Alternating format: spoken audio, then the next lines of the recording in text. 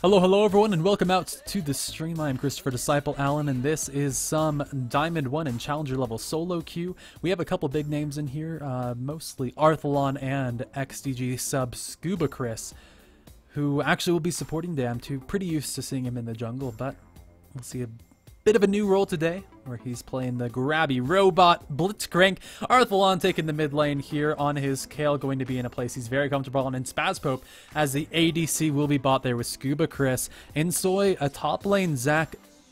Definitely going to be interesting to see. We haven't seen it all too recently, except earlier today. I want to say Inhox played it on EG, but I might be wrong on who did. It was on any LCS though. And then finally, Smushed Poop. Smushed Poop playing Pantheon. Smushed Poop. Zevi Mo in the top lane on Renekton, going to be trying to cut those blobs up as best he can. Lil Raze in the mid lane will be rocking out the Nidalee with the Headhunter skin. Disguised Furlong will be AD carry in the bot lane, supported by XO Rainbow. And finally, Yao Wang going to be on the jungle Wukong. Our teams are EUS versus NA, with EUS on the blue side and NA on the red. And I figured it might be fun that whichever side wins this means that's where I'll play viewer games tomorrow. So if EUS wins, then I'll start leveling up my account. My in-game name is DiscipleCast, all one word, in case you guys want to add me and play along as I go through the hilarious level 6 and 7, where you get paired up with a lot of Smurfs, but no one has really their masteries or summoner spells, and so everyone's just feeling a little silly. But anyway, with the game at hand, Nidalee and Kayle have a very interesting laning phase. Kayle can definitely win out early, since all of Kayle's damage comes before level 6, whereas Nidalee really doesn't have the damage it takes until level 6. And then another spike once she gets some real ability power, maybe with her Abaddon's Death Cap for the max range spears that do, you know, half of someone's health. But before then, Kayle can really abuse her with the Reckoning, and then finally with the Righteous Fury with the range auto attacks and the splash damage, and should be able to play really strong. And Arthelon certainly knows how to play that Kayle. Scuba Chris taking a lot of damage in the bottom. Disguised Furlong just farming away and actually laying down some nice harass. Vayne typically can't poke on too well in the Jinx, and it looked like they mostly just traded traded hits onto their supports. And XOXO Rainbow will be sustaining up pretty well with the Doran's shield. However, he doesn't quite have the gold income that Blitzcrank has with an item like the Ancient Coin. Insoy pushed up to his turret, which is definitely expected up against a Renekton. Zac doesn't necessarily have the strongest laning phase. He has good AoE since every one of his abilities deals AoE damage, but against a Renekton who's just such an early lane bully, it can be really difficult. Scuba Chris now looking for an opportunity to potentially grab in under the turret since they have been pushed back a bit. Spazpope actually not having quite too good of an early laning phase up against Vayne. If we take a look at Disguised Furlong, he has a point in his Tumble and a point in his Silver-Tipped Bolts, which is a solid aggressive start. Descent is on Scuba Chris, going to result in some pretty massive damage. No Silver Bolt proc. Scuba Chris really has to be careful at this point. He's on low health. He still has his passive, so he will get a shield based on his remaining mana. But it's just a matter of whether that's enough to get through the Ignite of Thresh, along with the burst damage coming up from Vayne, if she can get the Condemn Silver-Tip Bolts combo off. Arthelon pushing up, going to claim his slight CS advantage since Nidalee can't farm well under turret until she gets her Cougar form, and can then use the execute damage and the AoE from the pounce and from the swipe. Lil Raze taking some damage once again from the Reckoning Righteous Fury combination, and Arthelon's going to try and push this up as aggressively as he can. If he can potentially roam early and join a fight before Nidalee really gets items, then he can make a pretty big impact. The intervention as well. Such a powerful teamfight spell on someone like Spazpope if he picks up an early Bloodthirster. Ooh, Wukong coming in towards the mid lane, ganking onto Arthelon, has the red buff slow, but the Javelin's going to miss wide right, and Arthelon should be pretty comfortable here, and he'll just be able to stay safe. NA looking pretty strong, but the gold's still even because of the lack of first blood so far. Pantheon not making an appearance yet. Smush Poop just chilling in the jungle, and hopefully gonna make a showing, since his level 6 ganks, although they have the great range of the Grand Skyfall, just won't be as innately powerful as Wukong's will because of the damage reduction and then the follow-up. Oh, Disguised Furlong gets pulled in, but takes the Lantern right out, and the Flame Chompers won't even catch him. A really good combination from Thresh to save Vayne from a what might have been an unfortunate situation. The grab into the Flame Chompers is a perfect combo, but the Thresh Lantern is just the answer to stop it. Insoy, not having the most fun time top, but of course it's a Renekton. As long as he can survive up here and buy some health, then he should be alright in team fight situations since he has so much AoE damage. He has a lot of lockdown as well with the Let's Bounce and with the Elastic Slingshot, which is going to actually knock up Zevmo and return a bit of damage from that turret. Insoy just trying to survive, which is sometimes all you can do against a Renekton. Arthelon still pushing up, not going to really create an opportunity for Smush Poop to come in, but he will wait off to this side. I'm not sure they're really going to find the opportunity they're looking for since Slow Raise is all the way back up against that stone man. Ooh, Arthelon taking a big javelin to the face. And he's going to have to play a lot safer after that one, since as soon as Lil Raise hits 6, if he flashes in, he could potentially get an execute in there. Now Insoy jumping in on the Zevmo, gets the slow with the stretching strike. Smush Poop, there's a Heartseeker strike in the wrong direction. Zevmo tries to turn around with his Ignite. He does pop the passive, but then has to jump away. Smush Poop wants to follow up here with his Aegis of Zionia, and he gets it right over the wall after throwing down the Trinket. A really solid read there. Now Zevmo going to fall to the crit. This first blood goes to Smush Poop. And the assist does come over to Insoy as well, so a really good combination. Oh, Scuba Chris falling low, but the flame misses after Scuba Chris flashes out, and he stays safe. Arthelon recalling won't fall to the mid lane either. The Sky's Furlong throws a preemptive barrier since you can't barrier if you're crowd controlled. So if you can burst them down before they pop it, you can negate the usefulness of the spell. It's better to pop it early, but that time it was actually just wasted since the rocket grab did not land. Wukong is going to come up here for a bit of retaliation. They know they can go aggressive on Zac because he doesn't have his passive for the Bloblets, but he still has some good sustain. As long as he can pick him up, it's pretty difficult to contest them since they do bounce towards your enemies if they're within contestable range. But he's fully caught up on CS now after taking out that first kill up in the top with the help of course, Smush Poop. Oh, XOXO Rainbow dives in heavily. The Silver Bolt not able to take out Scuba Chris, and he will recall safely.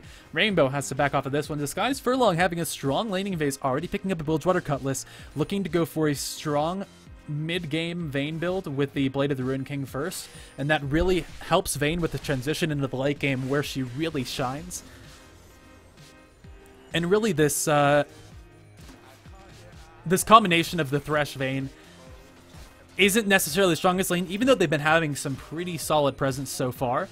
But in the later game, when you have someone who can peel so effectively for Vayne, if Vayne can just tumble in and out of the box while champions try to chase her through it, while they have a Kayle maybe trying to follow her around, then the massive slows, the death sentences, the flays, and of course the Lantern to save will really help keep Vayne alive in those situations, since although Vayne is pretty much the best late game carry there is, if you can't keep her alive, there's not a lot she can do to carry. And so they have a nice team composition built around this. They don't have the Kayle, but they do have a heal from Nidalee as well, which should assist in their efforts of getting Disguise Furlong as fed as possible.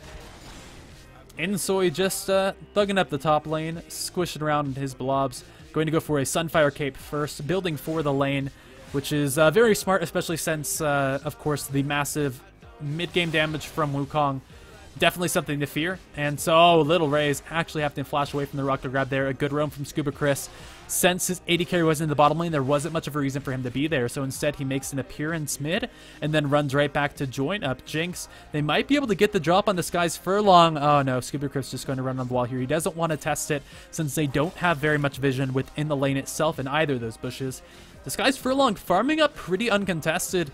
Really the situation he wants to be on Vayne, but there are some tools to stop him. They do have a Pantheon, and the Kayle, of course, as well, as long as he isn't too caught up by Thresh, should be able to deal some pretty high damage on the Vayne. Oh, Smush Poop flashing away on such low health. Arthelon as well taking a lot of damage, tries to turn around onto Yao Wang. There's the Ignite and does manage to land the kill. Javelin going to miss here, and that is a 1-for-1. Smush Poop barely escaping off the side of that turret. Rainbow going to move up towards mid, leaving Disguise Furlong alone, which is a rough situation to be in, especially after a rocket grab like that. Now the Flame Chopper's going to the other side. The Ignite is down, and Scuba Chris will accidentally take the kill. Might have been accidentally on purpose, but even so, they do grab the Vayne. You have to be so careful when you don't have a support there. because that lantern that has saved you so dearly in the past is now unavailable. The top lane CS disadvantage has actually become more and more apparent. It's at about 30 so far, so Renekton's looking pretty powerful. Zac really has to get back into the game here if he wants to contest Renekton in team fights.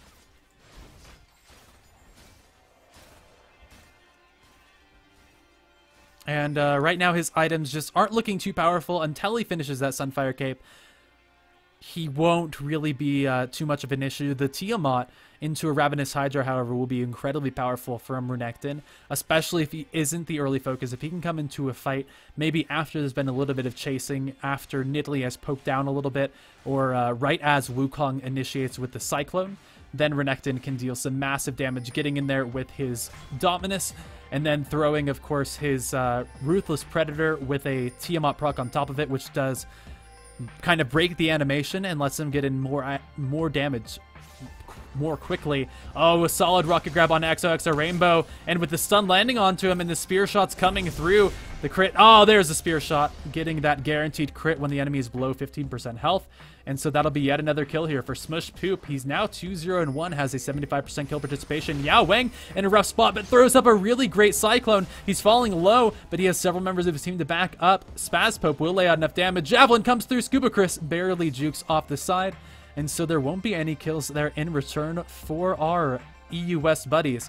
NA comes off to an early lead, and with this 1,100 gold now turning into almost 2,000, that'll be a really good spot to transition to this mid game. Oh, Grand Skyfall comes onto Yao Wang, and he just didn't notice it, but he turns back around. Smush Poop grabs out the crit and goes for the flash over the...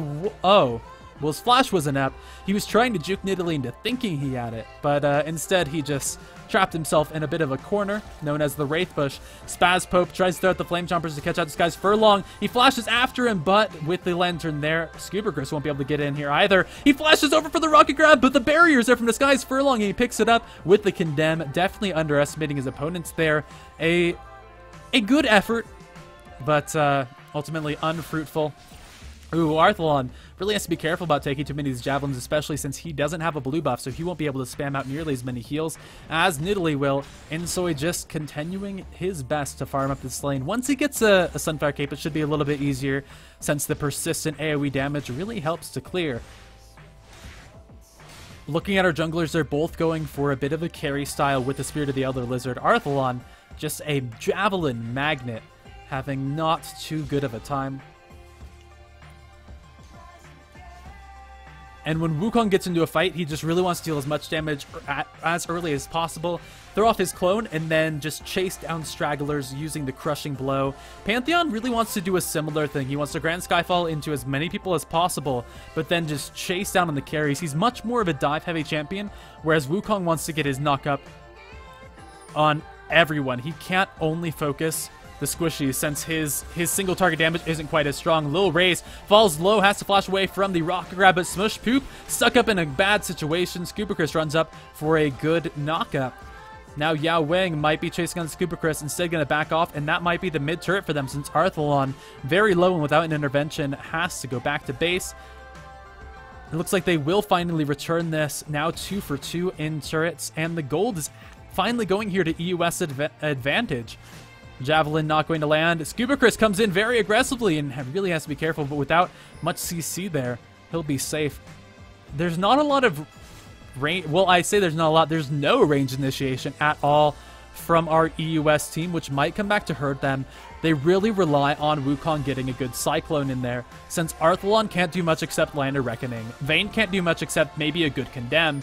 Spaz Pope really has to get out of here, though, since XOXO Rainbow has his death sentence. Spaz Pope actually going to turn around with the zap, since his team is coming around from behind. Arthelon gets the Reckoning down on the Lil Raze.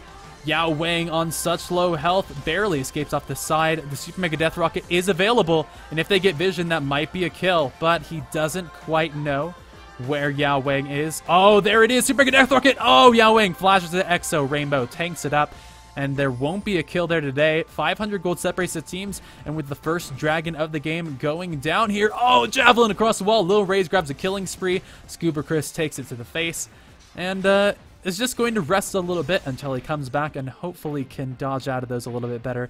Low raise has really been on point. He doesn't have the damage for it to look like he's a monster, but we've seen how many Arthelon has taken again and again. And part of it's just because of the lack of prediction, but it's also really because of Low Raise's prediction, and he is definitely showing a solid Nidalee play. Blade of the Ruined King on Vayne, building up a strong mid game, like I said before, since it goes so well with the tumble as well as the silver-tipped bolts. The attack speed really helping Vayne in her damage category there, giving the percentage health true damage. Maxing the tumble first, though, just really shows a focus on the laning phase, since it isn't quite as good as a late game ability, just in terms of movement and damage. And you know, in mid game team fights, the damage isn't that quite as strong as you might see from silver tip bolts. However, in lane, the mobility and the poke you get from each empowered auto attack really makes the difference, and that's why we see a tumble start there, because he was doing so well in lane. He just wanted to keep it up. He didn't want to potentially choose a skill order that would put him back in an even or disadvantageous position. Now Grand Skyfall coming in on top, and Zevimo going to make some distance between himself and Smush Poop, run right back into it. He tries to get some damage on the Insoy, but he's falling low here. Smush Poop grabs out the crit and has some really solid assassinations turned out. 4-2-1 on Pantheon, showing the strength of that champion as a jungler, and he's really had a solid showing. Oh, Lil Race throws over the javelin. The flash flay comes out from Thresh, but he's not going to find anything with that one. You could say it was a bit of a misflay from Thresh. It's a play on misplay. That's how I laugh. That's how I laugh, by the way. That's how I laugh at bad jokes. Arthelon, with a bit of an interesting build detour, he's gone for most of a Nashor's Tooth, but he has taken, you know, a little bit of a trip to a needlessly large rod. He's just toying around with some ideas. He isn't committing to anything. You could say that items are dates, and he's playing the field. But hopefully going to build a Nashor's soon. Also, with that Fiendish Codex, he could potentially complete a Deathfire Grasp. I guess he's leaving his options open until he finally settles down with a nice item. The Deathfire Grasp would give him a lot of burst, but a Nashor's Tooth definitely the better sustained item choice if he just wants to go for the consistent Righteous Fury damage. The problem with that is you're really committing to be able to get off a lot of auto attacks in a fight, and if the enemy team gets a lot of burst, maybe if they get a Vayne who gets fed and you can't trade auto attacks, what you really would wish is to have a Deathfire Grasp to burst down the Vayne, more so than be able to deal some damage with auto attacks. And it's actually they're bad in Death Cap, so I was wrong on all counts from Kayle, going for a much more balanced route. There'll be a lot of damage on auto attacks, a lot of burst, not as many as either other route could go, but he still will go for the Nashor's Tooth in the end, and forego the Deathfire Grasp, at least for now. Deathfire Grasp really synergizes well with Kayle's passive. The armor and magic resist shed on auto attack. Scuba Chris falling low, but with the Grand Skyfall coming in on top of Yao Wang, he tries to stealth away. The Ignite is on top of him. They do pop the clone. Yao Wang gets a good knockup from Cyclone, and Exo Rainbow coming in here with the box and the flay. Going to put Smush Poop in a pretty rough spot, but Zevimo falling low as well. The Ignite is down. Insoy takes out the kill. Now Yao Wang could be the next target here. Insoy isn't able to grab him up. Now Scuba Chris trying to flee away. Lil Raze coming to join the party as well. Yao Wang continuing to use that clone to escape. Arthelon jumps right back in here with the intervention, sees the health, and realizes he has to flash away. I like to see an ult snipe here from Jinx. I'm not sure it would quite clinch anyone, but I at least like to see the effort. Come on, Jinx. I believe in you. I believe. Oh, I no longer believe. Oh, if she runs into Thresh here, it could be a dangerous situation. Descendant's going to land, but the Javelin missed. They has to land the next Javelin if they want this kill. The assassination damage come through from the Q. Lil Raze continues to jump on here. The Javelin lands, but Spaz Pope is able to escape off the side, and Lil Raze takes a lot of turret damage. The Javelin just wasn't long enough range to do the scaling damage they needed. However, with all of the versions, it will be Disguise Furlong taking out the major objective here, the last outer turret standing for the NA team, and EUS takes a slightly more conclusive gold lead, only 1,400, so still going to be a lot closer than they would like, and a lot closer than what can determine a fight. What matters here, when there's only going to be a difference of maybe a couple half-completed items, is the positioning and the compositions. When we look at a team fight scenario, it's honestly up for grabs. They both have AoE damage dealing top laners.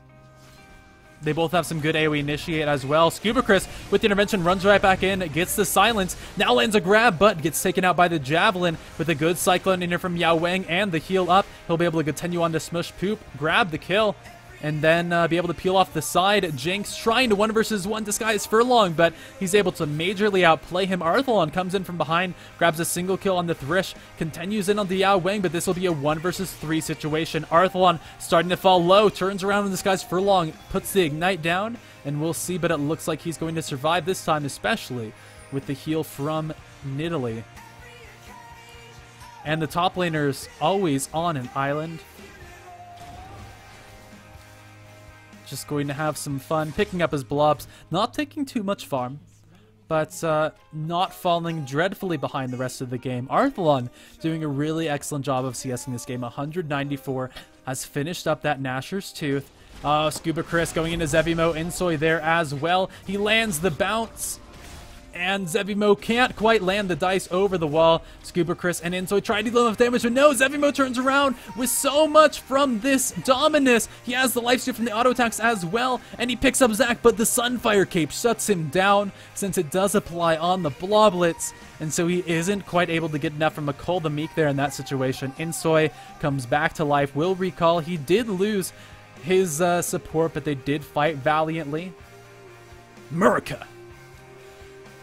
Arthelon coming back to his farming game will finally break the 200 mark and potentially move in onto Rainbow, dealing some pretty solid damage here with the Righteous Fury. Disguise Furlong from the side will dissuade any further attempts to chase on, and Arthelon will retreat back into the safety of his own team. Zac going for a very strong health-based tank build. Exo Rainbow takes a lot of damage, but no, he flashes away. Arthelon can't quite do it. He turns around with an intervention, but he's taking too much damage here. Disguise Furlong will take him out with an auto, and Scuba Chris can't get in there in time. And Arthelon's been caught out in quite a few situations now. 2-3-0. Not able to really help a lot in the bigger fights. He's only been a participant in 2 of 10 kills. Super Mega Death Rocket going to make a nice connection with the wall as the members here of North America are collapsed in on by EUS. Yao Wang connects with Spaz Pope, doesn't throw the Cyclone quite yet. Insoy flashes over the wall and he stays safe, but no, Disguise Furlong flashes over, manages to land the kill. Now Smush Poop lands on, a good rocket jump from, or rocket grab from right aside. Of course, Blitzcrank isn't Tristana, but Disguise Furlong kites it out amazingly. No, Scuba Chris threw the ultimate and picked up the kill from across the wall. However, that was 3 members of NA going down after Arthelon had, so 4 total, with only a single member lost from EU West. They're now going to attempt a Baron here at 24 minutes, almost. And it looks like they should be pretty safe. The Dominus is down from Zevimo just so he can deal some AoE magic damage and charge up his Fury a little bit faster. Once he gets it up, he can return a lot of health with the Kayle the Meek. He can deal a lot of damage with Slice and Dice, and he gets the multiple procs from his Ruthless Predator.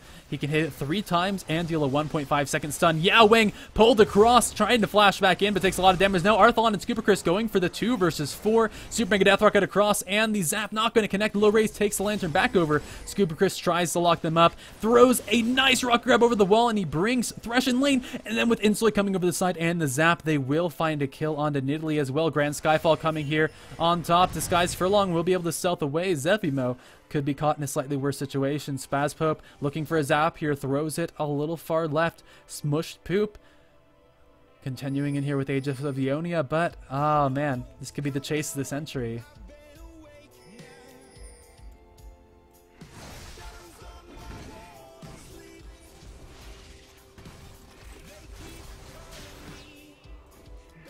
Wait, I need to do something really quick, just for my own benefit. Alright, guys.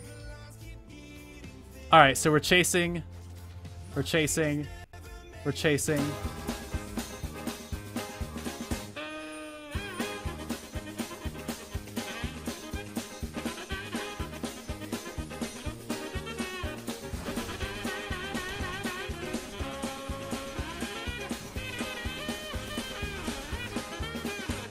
Aww.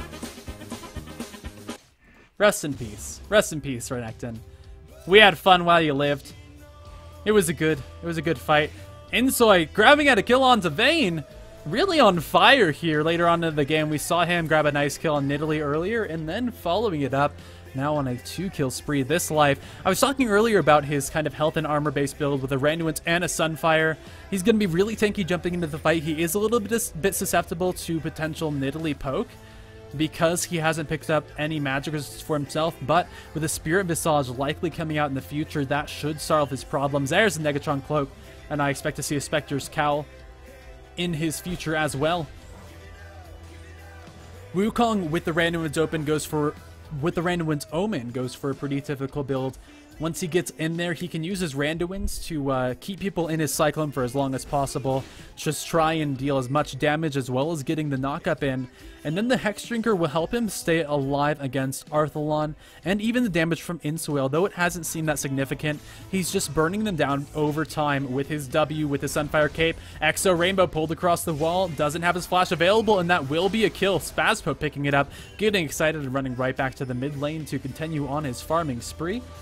And it looks like our North Americans will take a little bit of a run down mid lane. Renekton trying to run down to join his team, but he's pretty far away. Spazpope, though, taking more than half of his health. That's where the LCS crowd would all go, ooh. Grand Skyfall comes in behind the fight. Yao Wang turns around with the Cyclone. Smushpoop has to flash away from that one. Insoy tries to dive in, but I think they overextended greatly here. Now Zebimo is there from the back finally. Disguise Furlong picks up the first kill of the streak. Spazpope goes down second, and it looks like Zebimo isn't quite done here. Smushpoop is so low. Renekton doesn't have his flash, and I'm not sure he has the distance for this. Lil Raze might have the movement speed. He really wants to toss out a Javelin on the Smushpoop. The minion wave is there. Arthelon actually turns around, throws down the Ignite as well, but now he's taking damage. Yao Wang trying here, but Disguise Furlong gets stunned up under the turret. Smushpoop grabs the kill and then gets knocked back. I'm not sure. Oh, no, he didn't even flash. I'm not sure how Smushpoop got away from that one.